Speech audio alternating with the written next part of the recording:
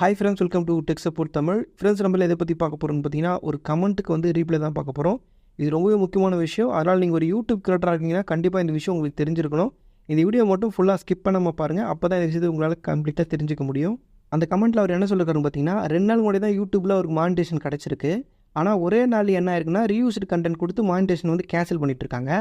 அப்படி அவர் என்ன தப்பு பண்ணார்னா, இப்போ நீங்கள் இமேஜஸ் யூஸ் பண்ணால் அதுக்கு வாய்ஸ் ஓவர் கொடுக்கணும், அப்போ தான் மானிட்டேஷன் கிடைக்கும் நான் சொல்லியிருப்பேன். அவர் அதுதான் பண்ணியிருக்காரு. ஆனால் அவரோட சொந்த வாய்ஸ் ஓவர் கொடுக்கல. அதுக்கு பதிலாக ஆல்ரெடி யூடியூப்பில் இருக்கிற மற்ற கிரியேட்டரோட வாய்ஸ் ஓவரை அப்படியே யூஸ் பண்ணியிருக்காரு. அது எப்படி யூஸ் பண்ணலாம்னு கேட்டிங்கன்னா, யூஸ் பண்ணலாம். நீங்கள் லைக், கமெண்ட், ஷேர் பட்டனுக்கு பார்த்தீங்கன்னா அங்கே பக்கத்திலே ரீமிக்ஸ்னு ஒரு ஆப்ஷன் இருக்கும்.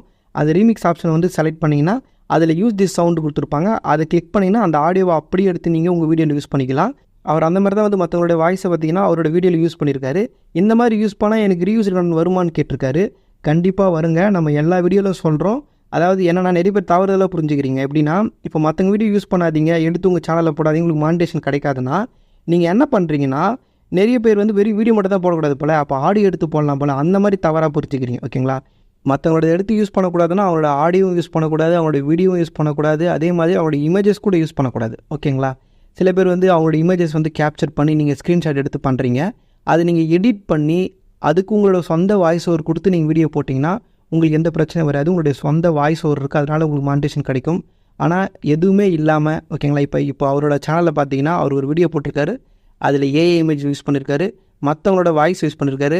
அவருக்கு சொந்தமானது எதுவுமே அந்த வீடியோவில் இல்லை. ஓகேங்களா? யூடியூப் இப்படி தான் பார்ப்பாங்க. ஓகேங்களா?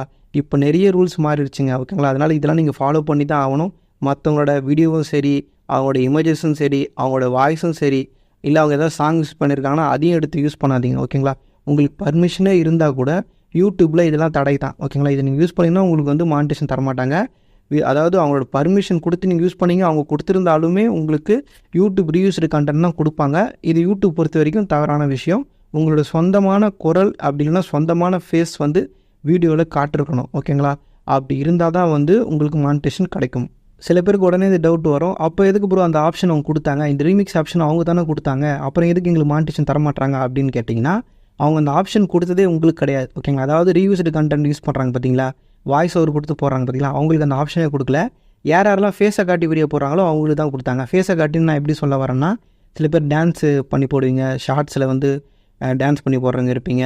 அதேமாதிரி குக்கிங் பண்ணுறவங்களே ஃபேஸை காட்டி போடுறவங்க இருப்பீங்க. நீங்கள் என்ன பண்ணுவாங்கன்னா, அவங்களாம் நிறைய இப்போ ட்ரெண்டிங்காக பார்த்துருப்பீங்க. ஷார்ட்ஸில் அவங்க வாய்ஸ் ஓவர்லாம் கொடுக்க மாட்டாங்க. குக்கிங்கே வந்து பேக்ரவுண்டில் வெறும் மியூசிக் மட்டும் தான் போகும். அவங்க குக்கிங் பண்ணுற மாதிரி போட்டிருப்பாங்க. ஓகேங்களா? இவங்களுக்கு தான் வந்து இந்த ஆப்ஷன் கொடுத்தது. ஓகேங்களா? இப்போ ஏதாவது ஒரு சாங் ட்ரெண்டிங் ஆகுதுன்னா அந்த சாங் எடுத்து யாராவது ஒருத்தர் போட்டிருப்பாங்க யூடியூப்பில். அந்த சாங் எங்கே போட்டிருக்காங்கன்னு போய் இவங்க கண்டுபிடிச்சி அவங்க எடுத்து வந்து திருப்பி எடிட் பண்ணி போட முடியாதுல்ல. அதுக்கு டேரெக்டாக நீங்கள் அந்த ரீமிக்ஸ் ஆப்ஷன் யூஸ் பண்ணிங்கன்னா உங்களுக்கு அந்த சாங் அப்படியே உங்கள் வீடியோவில் வந்துடும். நீங்கள் அப்படியே கேப்சர் பண்ணி வீடியோ போட்டு போகலாம். அதனால் யாரெல்லாம் ஃபேஸை காட்டி வீடியோ போடுறாங்களோ அவங்களுக்கு கொடுத்த ஆப்ஷன் தான் இந்த ரீமிக்ஸ் ஆப்ஷன்.